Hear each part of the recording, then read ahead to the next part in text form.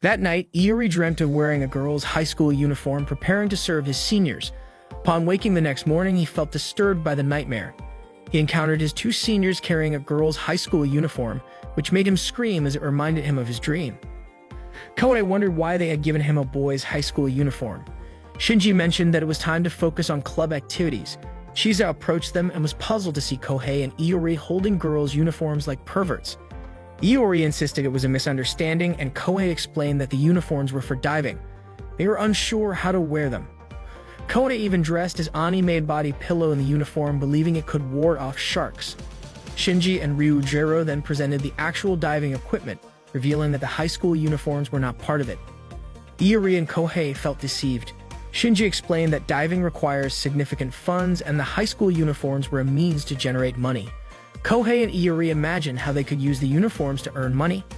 Iori even envisioned selling himself to wealthy older men, bringing him to tears.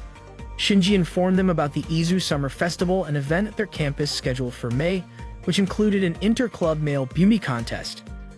The winning club would receive a cash prize and they wanted Kohei and Iori to participate. Naturally, Iori and Kohei immediately refused.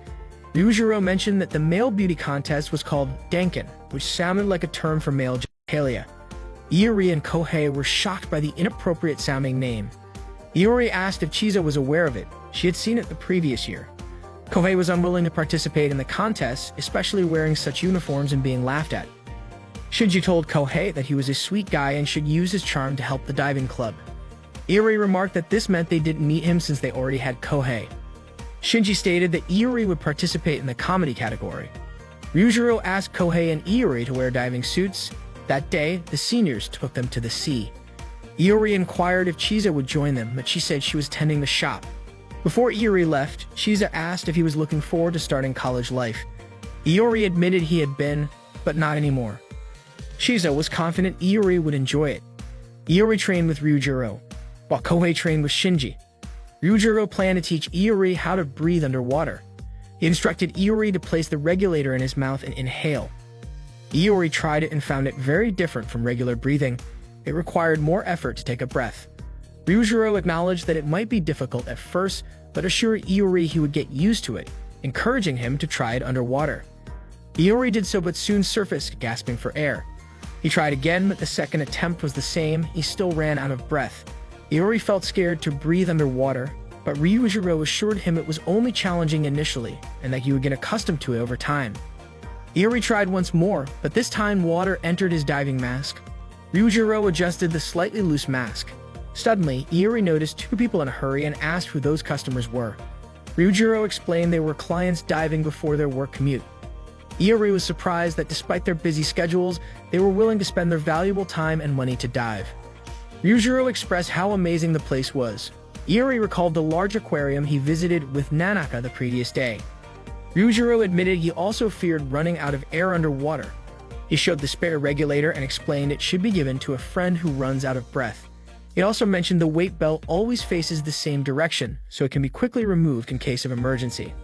The diving equipment is designed not only for the user's safety, but also to assist diving buddies, and it has undergone thorough safety testing. Ryujiro assured Iori that he wasn't alone and that he would be there with him. Therefore, Iori should muster the courage to dive, knowing that Ryujiro would certainly come to his aid if needed. Iori began descending to the seafloor. When his knees touched the bottom, he opened his eyes and breathed calmly.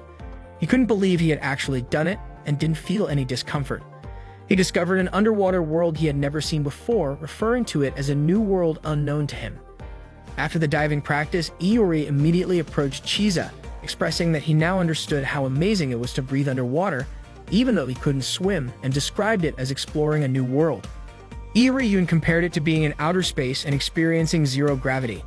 He enthusiastically shared his first experience, and Chiza instructed him to change clothes.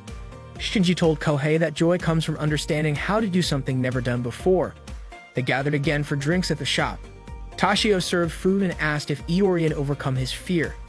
Iori admitted he still felt anxious about entering the water, but Ryujiro noted that Iori was beginning to appreciate the joy of being in a new world.